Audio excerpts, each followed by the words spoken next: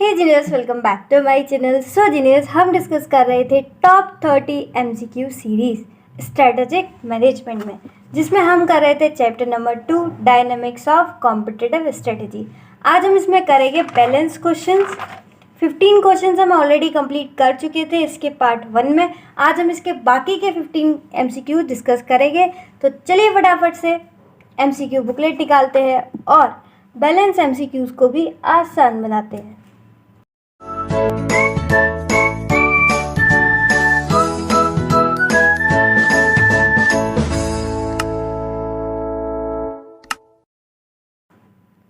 MCQ number 16.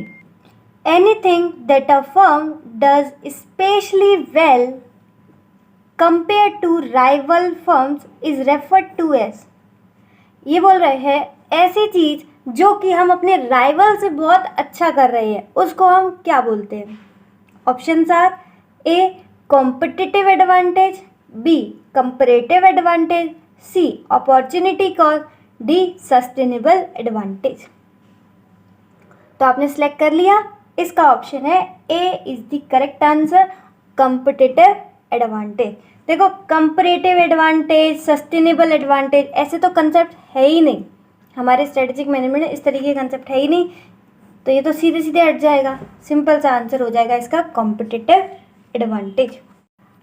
ऐसा क्या होना चाहिए हमारे रिसोर्सेज में जिससे वो कॉम्पिटिटिव एडवांटेज कहलाए। ये चीज़ मैंने आपको पार्ट 1 में भी समझाई थी।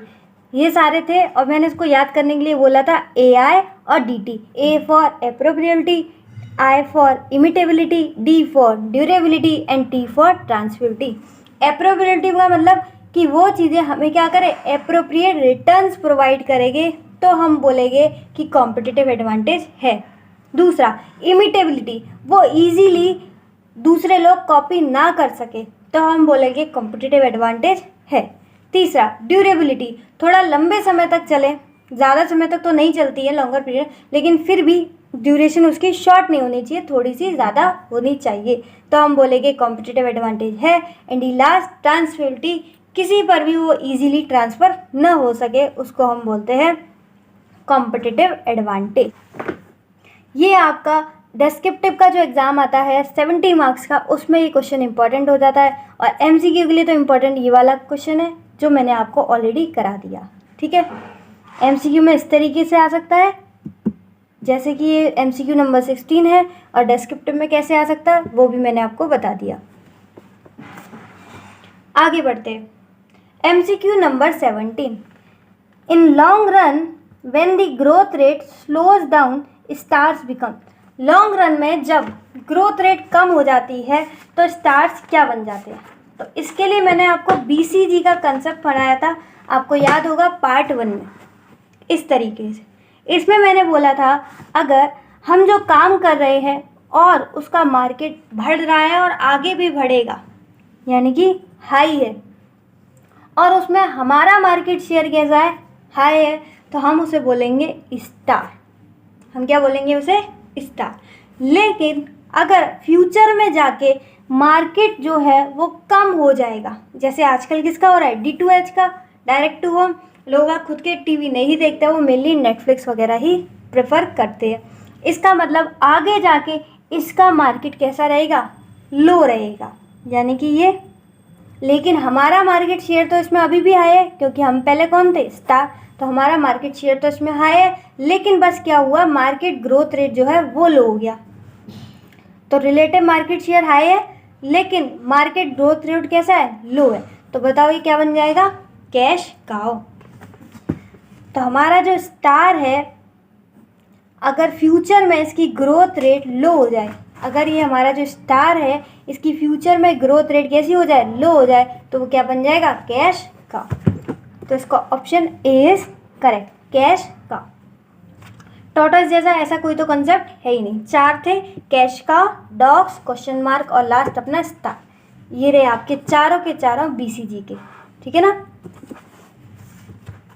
तो MCQ नंबर 17 भी उम्मीद है आपको समझ में आया हो। आगे बढ़ते हैं। MCQ number 18। The emphasis on product design is very high, यानी कि हम प्रोडक्ट डिज़ाइन पे बहुत ज़्यादा ध्यान दे रहे हैं। The intensity of competition is low, अभी ज़्यादा कंपटीशन नहीं है। And the market growth rate is low, यानी कि अभी जो मार्केट नया नया अभी इसमें स्टार्टिंग नहीं हुई है, इसलिए वो कैसा है, कम है। कौन सी स्टेज में होता है इंडस्ट्री लाइफ साइकिल? देखो, जैसे कि हमारी लाइफ साइकिल होती है ह्यूमन की, उसी तरीके से प्रोडक्ट लाइफ साइकिल भी होती है ना। तो सबसे पहले प्रोडक्ट आता है तो हम उसको बोलते हैं इंट्रोडक्शन, बिल्कुल आ रहा है, ठीक है। उसके बाद धीरे धीरे वो ग्रोथ करता है तो उसे हम बोलते हैं ग्रोथ। उसके बाद वो बहुत ज़्यादा ग्रो कर जाता है तो वो पहुंच जाता है मैच्योरिटी पे। और लास्ट, जिस तरीके से एट द एंड हमें मरना ही है तो लास्ट में वो क्या हो जाता है, डिक्लाइन। तो 4 तरीके की हमारी प्रोडक्ट लाइफ साइकिल होती है। एक बार मैं इसको आपको देखो, ये होती है हमारी प्रोडक्ट लाइफ साइकिल। सबसे पहले इंट्रोडक्शन, जहाँ की हम प्रोडक्ट पर बहुत ज़्यादा ध्यान देते हैं, लेकिन जो मार्केट है वो इतना ज़्यादा ग्रो नहीं होता है, कंपटीशन बिल्कुल नहीं होता है क्योंकि अभी अभी तो हम आए हैं। उसके बाद ग्रोथ, धीरे धीरे मार्केट भी बढ़ता है, धीरे धीरे कंपटीशन भी बढ़ता है, प्राइस हम अब कम कर देते हैं ताकि हमारा जो मार्केट है वो ग्रोथ कर करके और हमारा रिलेटिव मार्केट शेयर भी बढ़े, ताकि हमारी सेल्स बढ़े। उसके बाद आती है मैच्योरिटी, जब हम बहुत ऊपर पहुंच जाते हैं, ग्रोथ के एकदम ऊपर। यहाँ पर कंपटीशन बहुत टफ हो जाता है, मार्केट स्टेबलाइज हो जाता है क्योंकि अब तो मार्केट एकदम ऊपर हो चुका है, ग्रोथ हो चुकी है। और लास्ट आ जाता है तुम्हारी डिक्लाइनिंग, जैसे कि हर किसी को मरना है एक दिन, उसी तरीके से प्रोडक्ट को भी हर बार एक टाइम पे मरना होता है। सेल्स प्रॉफिट सब कुछ हमारा नीचे आ जाता है और एट द एंड हम क्या हो जाता है, वो प्रोडक्ट बंद हो जाता है। तो देखो, यहाँ पे पूछा था कि कंपटीशन बिल्कुल भी नहीं है और प्रोडक्ट डिज़ाइन पे बहुत ज़्यादा ध्यान है और अभी जो ग्रोथ रेट है वो बिल्कुल कम है, यानी कि ये किसकी बात हो रही है, आपकी इंट्रोडक्शन की। तो ये हो जाएगी इंट्रोडक्शन। अगर लिखा होता कंपटीशन बढ़ रहा है तो वो होती growth.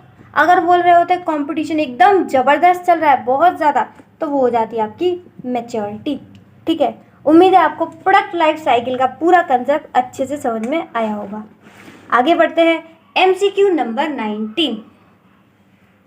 GE 9 cell matrix is based on, ये भी मैंने आपको पार्ट 1 में सिखाया था।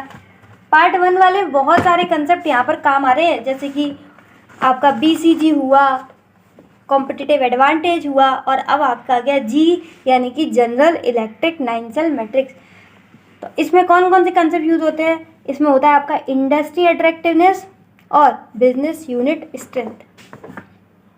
तो GE 9 cell matrix is based on, ये रहा, market attractiveness and business strength. इसका पहला ही वाला ऑप्शन करेक्ट है।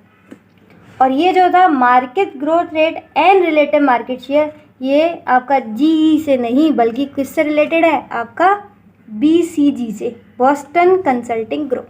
उसमें होता है market growth rate and relative market share. ये हमारे हो गए MCQ number 19। MCQ number 20। The business product portfolio classification implied by BCG matrix comprises which of the following combination. तो BCG में कौन कौन से कॉम्बिनेशन आते हैं, एक बार BCG देख लेते हैं जो हमने बनाया था। ये बनाने से बहुत फ़ायदा हो गया, बहुत सारे MCQ इसी से हो रहे हैं। तो देखो यहाँ पे कौन कौन से होते हैं, star, question mark, cash cow, dogs. और इसकी स्ट्रेटजी भी मैंने आपको समझाई थी। स्टार में हम कौन सी स्ट्रेटजी अपनाते हैं, होल्ड, क्वेश्चन मार्क में बिल्ड, कैश काउ में हार्वेस्ट एंड डॉग्स में डाइवेस्ट। तो यहाँ पर देखो, ग्रोथ, स्टेबिलिटी, रिट्रेचमेंट, टर्नअराउंड, बिल्कुल नहीं। वीकनेस, थ्रेड, वीकनेस, अब बिल्कुल नहीं। Cash cow, stars, question mark, dog, ये ऑप्शन C जो है वो बिल्कुल आपका करेक्ट है, क्योंकि इसमें क्या है, cash cow, star, question mark, dogs, यही तो थे, cash cow, question mark, star, dogs. Market penetration, product development, market development, diversification, ये वाला किसका है, ये भी मैं आपको दिखा देती हूँ। ये होगा आपका एनसॉफ का, ये रहा Ansoff product market growth matrix, ये इनका है। आइग और एनसॉफ जो है ना, उनका है market penetration, market development, product development and the last diversification. तो ये किसका है, हमारा एनसॉफ प्रोडक्ट। जिसको किसने दिया था, आइगोर एनसॉफ ने। तो आपको डी वाला भी पता चल गया और सी वाला करेक्ट आंसर है ये भी पता चल गया। आगे बढ़ते हैं। MCQ number 21, put the below stops in correct sequence of understanding the competitive landscape. मैंने आपको बताया था कॉम्पिटिटिव लैंडस्केप के जो स्टेप्स वाला कंसेप्ट है वो बहुत ज़्यादा इंपॉर्टेंट है। ये आपका डेस्क्रिप्टिव में भी आ सकता है और MCQ में भी आ सकता है। इसके हमने देखे थे, एक बार मैं आपको नोट से भी दिखा देती हूँ। वैसे हमने पार्ट 1 में पढ़ लिया है। ये steps to understand the competitive landscape, part 1 में इसी से रिलेटेड एक MCQ था जिसमें ये वाला था MCQ। Competitive landscape requires an application of competitive intelligence, और तब मैंने आपको इसके स्टेप्स भी बता दिए थे। स्टेप्स के क्या होते हैं, सबसे पहले हम आइडेंटिफाई करते हैं कॉम्पिटिटर, फिर अंडरस्टैंड करते हैं कि वो कौन कौन से प्रोडक्ट सर्विसेज दे रहे हैं, उसके बाद उनकी स्ट्रेंथ्स देखते हैं, फिर वीकनेस, और लास्ट में सारी की सारी इंफॉर्मेशन इकट्ठा कर लेते हैं। तो सबसे पहले हम क्या करते हैं, आइडेंटिफाई करते हैं। तो पहला ऑप्शन हो गया 3। उसके बाद हम क्या करते हैं, अंडरस्टैंड करते हैं कॉम्पिटिटर को कि वो कौन कौन से प्रोडक्ट और सर्विसेज प्रोवाइड कर रहे हैं। तो नेक्स्ट हो गया 1। फिर उनकी स्ट्रेंथ और उनकी वीकनेस को देखते हैं, तो ये हो गया 2। और लास्ट सारी इंफॉर्मेशन को एक साथ रखते हैं, यानी कि 4th, put all the information together. तो हमारा देखो क्या बना इसका स्टेप्स का एकदम सही सीक्वेंस, 3rd 1 2 4, 3 1 2 4। अगर आपको इसमें से एक भी आता होगा तो भी सही हो जाएगा, क्योंकि 3 जो है वो सिर्फ एक ही ऑप्शन में है। ठीक है, तो इसका आंसर हो गया आपका B is the correct answer, 3 1 2 4। ये समझ में आ गया। आगे बढ़े। MCQ number 22, which of the following is not true for core competency. Core competency के लिए कौन सी चीज़ सही नहीं है, कौन सी चीज़ सही नहीं है, यानी कि बाकी की सारी चीज़ें सही होंगी, सिर्फ एक गलत होगा। तो वो जो गलत है वो हमें ढूंढना है। It distinguishes a company competitively, बिल्कुल सही बात है। ये कंपनी को अलग बनाता है जिससे कि हम बाकी से ज़्यादा प्रॉफिट्स कमाते हैं। Next, it is a source of competitive advantage, बिल्कुल सही बात है। It is an individual skill and separate technique, बिल्कुल गलत है। बोल रहे हैं सिर्फ एक इंडिविजुअल स्किल्स होती है, नहीं, इसमें हमारी 15 से 20 स्किल्स होती है, उसको हम बोलते हैं कोर कॉम्पिटेंसी। सिर्फ एक इंडिविजुअल स्किल को बिल्कुल कोर कॉम्पिटेंसी नहीं बोलते।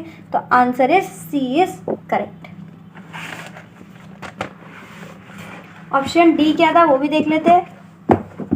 It is often visible in the form of organisational function, बिल्कुल सही बात है। अगर किसी के पास कोर कॉम्पिटेंसी है तो वो उनके जो फंक्शन होंगे ना ऑर्गेनाइजेशन के, उसमें भी हमें अच्छे से भली भांति दिखेगा। तो it is often visible in the form of organisational functions, तो ये भी सही है।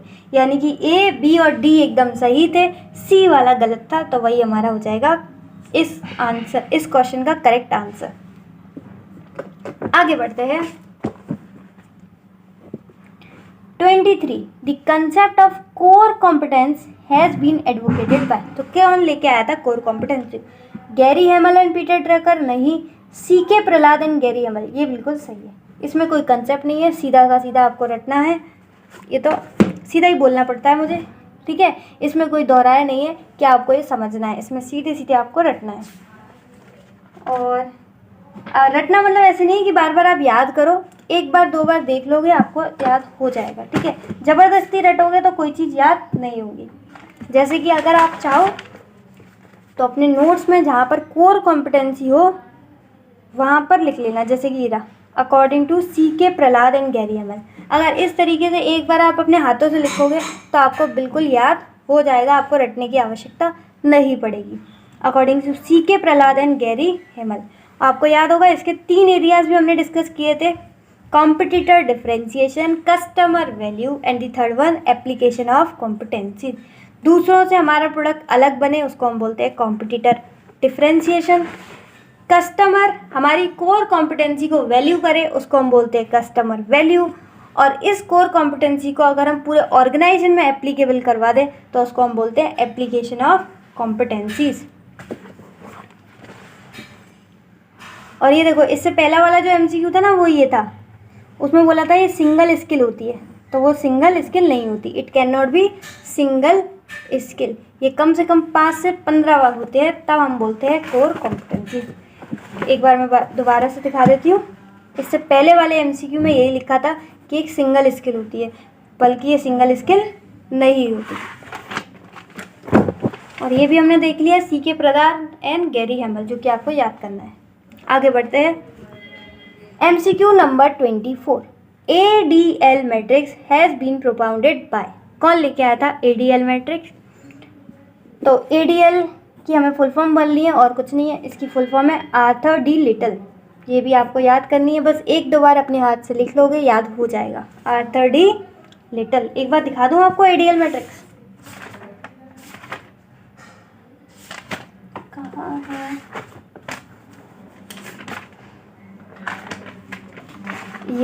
ये होती है ADL मैट्रिक्स, यानी कि Arthur D Little. Dominant, strong, favourable, tenable and weak. ये भी अच्छे से कर लेना, ये भी डेस्क्रिप्टिव के लिए इम्पोर्टेंट है। इतना ज़्यादा नहीं आता लेकिन फिर भी आ सकता है, आ तो कुछ भी सकता है, इसलिए कंसेप्ट कर लेना। आगे बढ़ते हैं। MCQ number 25, which of the following basis of competitive advantage is are more sustainable. कौन से ज़्यादा सस्टेनेबल रहेंगे, यानी कि कौन से ज़्यादा फायदेमंद हैं, कौन से ज़्यादा आगे तक चलेंगे? Benefit based competitive advantage, price based competitive advantage, cost based competitive advantage, या फिर चारों के चारों, ऑल ऑफ दी अबव। तो इसका ऑप्शन है आपका A is the correct answer, benefit based competitive advantage. देखो बेनिफिट बेस्ड कैसे होता है, जैसे कि एक चिप्स है,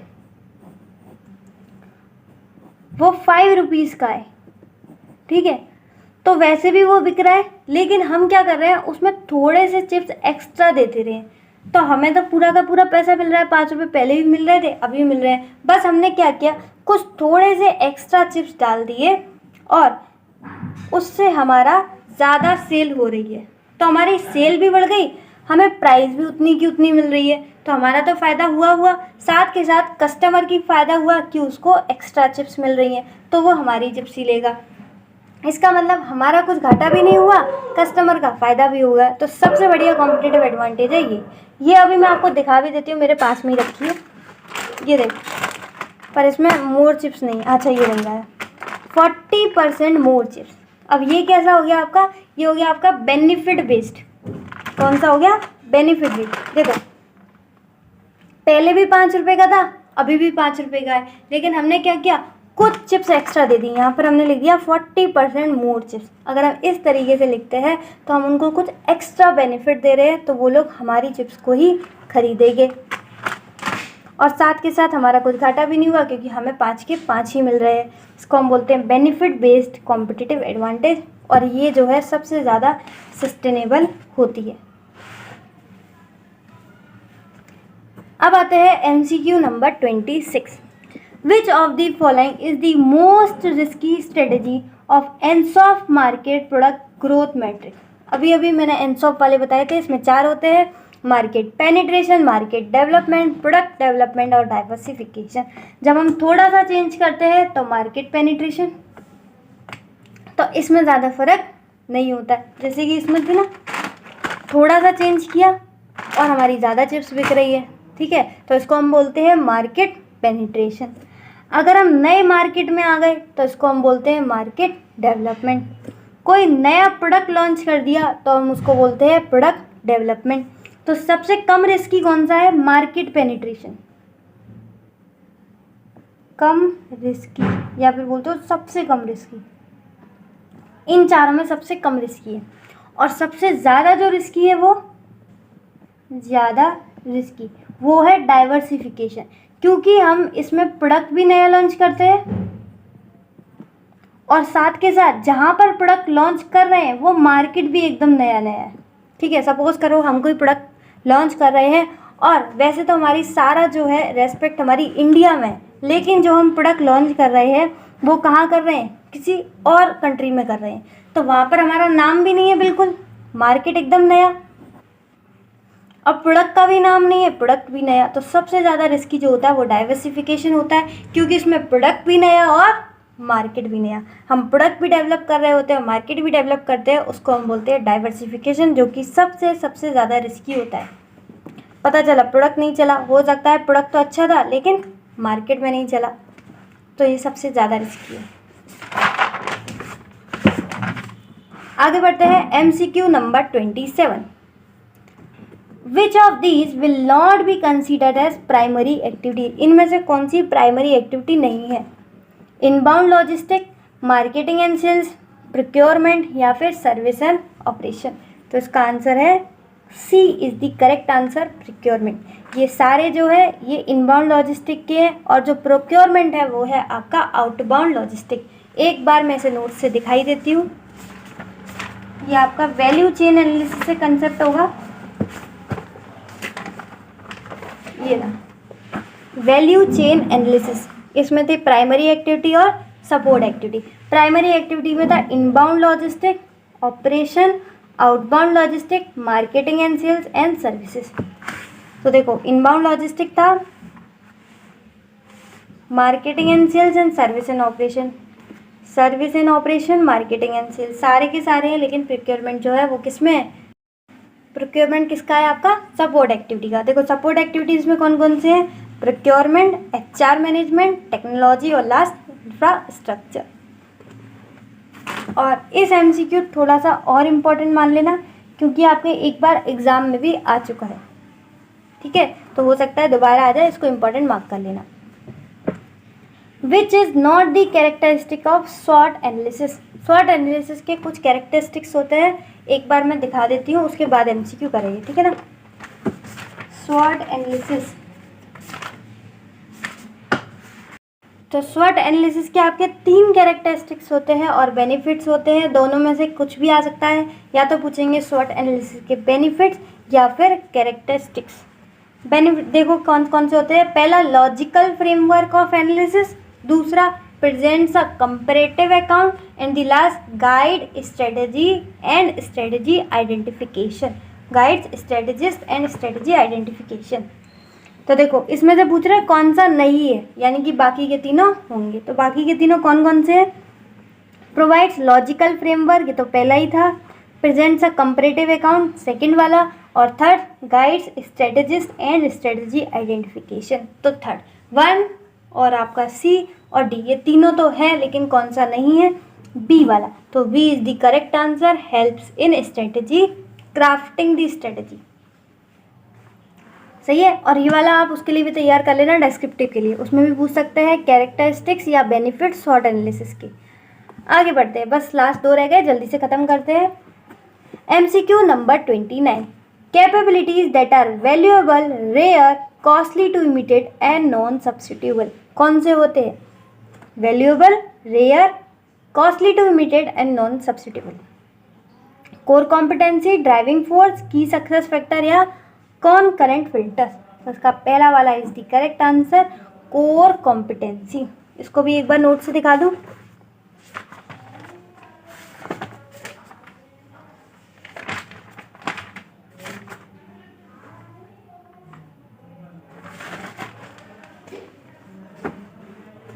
ये रे, पहला होता है नॉन सब्स्टिट्यूएबल, यानी कि वो सब्स्टिट्यूट इजीली ना हो सके। दूसरा, कॉस्टली टू इमिटेट, अगर कोई लोग इसे कॉपी करना चाहें तो वो उन्हें बहुत ज़्यादा महंगा पड़े। रेयर, रेयर का मतलब बहुत बहुत ज़्यादा रेयर होना चाहिए, किसी के पास नहीं होना चाहिए, सिर्फ हमारे पास होना चाहिए। वैल्यूएबल, और उस चीज़ को लोग बाग वैल्यू भी करें, अगर वो वैल्यू ही नहीं करेंगे तो फिर किस बात की कोर कॉम्पिटेंसी। तो valuable capabilities are that allows the firm to exploit opportunity, क्योंकि अगर वो वैल्यूएबल होंगे तभी तो हम बाहर की जो अपॉर्चुनिटी होंगी उनका फ़ायदा उठा पाएंगे, उनको एक्सप्लॉइट कर पाएंगे।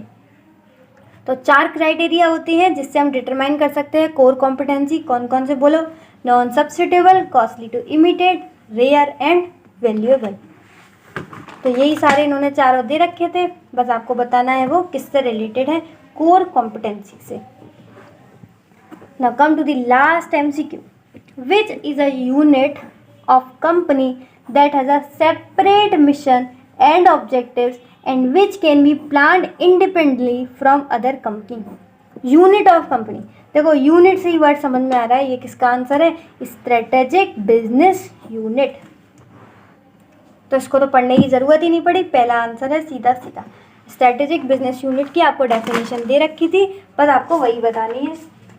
चाहो तो इसे भी मैं आपको एक बार नोट से दिखा दूँ। ये रही, ये एक यूनिट ऑफ अ कंपनी होती है जिसका सेपरेट मिशन एंड ऑब्जेक्टिव होता है, जो कि इंडिपेंडेंट रन कर सकते हैं बाकी के बिजनेस से। ये पूरी की पूरी आपको एसबीयू की डेफिनेशन दे रखी थी और कुछ नहीं था। तो यहाँ पर हमारे हो गए चैप्टर नंबर 2 के भी 30 MCQs कंप्लीट। उम्मीद है आपको 30 आउट ऑफ 30 MCQ अच्छे से समझ में आए होंगे, सबके कंसेप्ट भी समझ में आए होंगे, और ये भी पता चल गया होगा कि MCQs में भी और MCQs कौन से ज़्यादा इंपॉर्टेंट है, और साथ के साथ डेस्क्रिप्टिव क्वेश्चंस भी कौन से इंपॉर्टेंट है। और जो भी मैंने इंपॉर्टेंट बताया उन्हें अच्छे से तैयार करके जाना, ठीक है, बिल्कुल नहीं छोड़ना है उन चीज़ों को, क्योंकि वो पहले से एग्ज़ाम में आ भी चुके हैं और साथ के साथ आपके RTP MTP में भी हैं। तो उम्मीद है आपको बहुत अच्छे समझ में आया, अगर आया होगा तो लाइक और कमेंट ज़रूर कर देना। साथ के साथ चैनल को कर लो सब्सक्राइब, जिससे कि आपको बाकी सारे सब्जेक्ट भी इसी तरीके से आसान बनते रहे।